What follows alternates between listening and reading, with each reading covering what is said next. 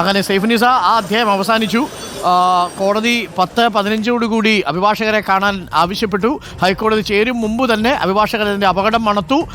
അതല്ലെങ്കിൽ ഇന്ന് പുറത്തിറങ്ങാൻ കഴിയാത്ത സാഹചര്യം ഉണ്ടാകുമായിരുന്നു. ബോബി ചെമ്മണ്ണൂരിനെ കാര്യങ്ങൾ പറഞ്ഞ് ബോധ്യപ്പെടുത്തി ബോണ്ട് എക്സിക്യൂട്ട് ചെയ്തു. ബോബി ചെമ്മണ്ണൂർ പറയുന്നത് താൻ ജയിലിൽ കിടക്കുമ്പോൾ ജയിലിൽ തന്നെ വന്ന് കണ്ട മനുഷ്യരുണ്ട്.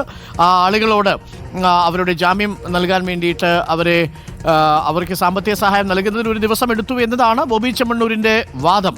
എന്തായാലും ഈ അപകടം അഭിഭാഷകർ മുൻകൂട്ടി കണ്ടുകൊണ്ടാണ് ഇപ്പോൾ വളരെ വേഗം തന്നെ ഈ തീരുമാനമെടുത്തിരിക്കുന്നത്, അല്ലേ സൈഫു?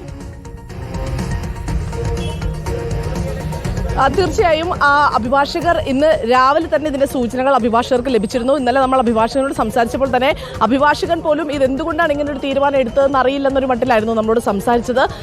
പെട്ടെന്നുള്ളൊരു തീരുമാനമായിരുന്നു.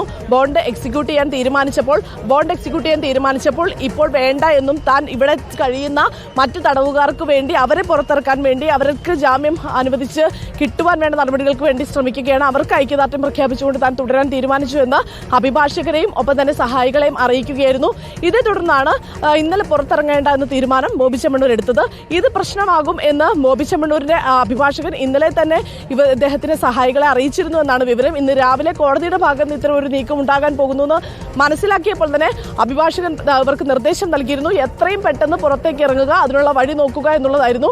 ഇതിന്റെ അടിസ്ഥാനത്തിലാണ് ഇപ്പോൾ ബോബി ചെമ്മണ്ണൂരിനെ മിനിറ്റുകൾക്കുള്ളിൽ നമ്മൾ കണ്ടതാണ് പേപ്പർ കൊണ്ട് ഇതിന്റെ സഹായി പെട്ടെന്ന് ഓടുന്നതും പെട്ടെന്ന് അതിന്റെ ഒരു 5 മിനിറ്റ് കൊണ്ട് തന്നെ ബോബി ചെമ്മണ്ണൂരിനെ പുറത്തേക്ക് ഇറക്കിയിരിക്കുന്നു. എത്രയും പെട്ടെന്ന് ഇനിയിപ്പോൾ ഐക്യദാർഢ്യം ഒന്നും വേണ്ട, സ്വന്തം ജീവൻ രക്ഷിക്കുക, തടി രക്ഷിക്കുക എന്നുള്ള ഒരു തീരുമാനത്തിലേക്ക് ബോബി ചെമ്മണ്ണൂർ എത്തി. എന്തായാലും ബോബി ചെമ്മണ്ണൂർ ഇറങ്ങിയപ്പോഴും പറഞ്ഞത് താൻ അങ്ങനെ ഒരു തീരുമാനം ഇവർക്ക് ഇന്നലെ എടുത്തിരുന്ന തീരുമാനം കറക്റ്റായിരുന്നു എന്ന് സമർത്ഥിക്കുകയാണ്. അതായത് ഇവിടെ കുറെ പേര് സഹായം തേടി നിൽക്കുന്നുണ്ട്, അവർക്ക് സഹായമാകട്ടെ എന്ന് കരുതിയാണ് താൻ തുടരാൻ തീരുമാനിച്ചതാണ്. അതായത് ബോബി ചെമ്മണ്ണൂർ പുറത്തിറങ്ങാതിരിക്കുന്നതാണ് എന്ന് ബോബി ചെമ്മണ്ണൂർ തന്നെ ഇപ്പോൾ സമ്മതിച്ചിരിക്കുകയാണ് മാധ്യമങ്ങളോട്. അതിനിപ്പോൾ എങ്ങനെയാകും കോടതി ആ കേസ് എടുക്കുക എന്നുള്ളത് കൂടെ ഇതുണ്ട്. പ്രത്യേകിച്ച് ഈ കേസ് 10 കൂടി എടുക്കുകയാണ്. ബോബി ചെമ്മണ്ണൂർ തന്നെ പറഞ്ഞിരിക്കുകയാണ് താൻ അതുകൊണ്ടാണ് പുറത്തിറങ്ങരുതെന്ന്. കാരണം ഇന്നലെ 4 മണിയായപ്പോൾ ഈ കേസിന്റെ കോടതി ഓർഡർ വന്നതാണ്. അതിനുശേഷം മജിസ്ട്രേറ്റ് കോടതിയിൽ പോയി ഇതിന്റെ പ്രത്യേകം മജിസ്ട്രേറ്റിന്റെ സൈനൊക്കെ വാങ്ങി ഇവരെത്തിയതുമാണ്. അഭിഭാഷകൻ ഇവിടെ കൊണ്ടുവന്ന് കൊടുത്തിട്ടും 7 മണി വരെ സമയം ഉണ്ടായിരുന്നു. അത് കഴിഞ്ഞിട്ടും അതിനകത്ത് ഇറങ്ങാതിരുന്നത് എന്തുകൊണ്ടാണ് എന്നുള്ളതാണ്. അതായത് സമയം ഉണ്ടായിട്ടും പുറത്തേക്ക് ഇറങ്ങിയില്ല. ഇന്നത് പ്രശ്നമാകുമെന്ന് അറിഞ്ഞ് ബോബി ചെമ്മണ്ണൂർ ഇപ്പോൾ വേഗം ഇവിടെ നിന്ന് പോയിരിക്കുകയാണ്. കൂടുതൽ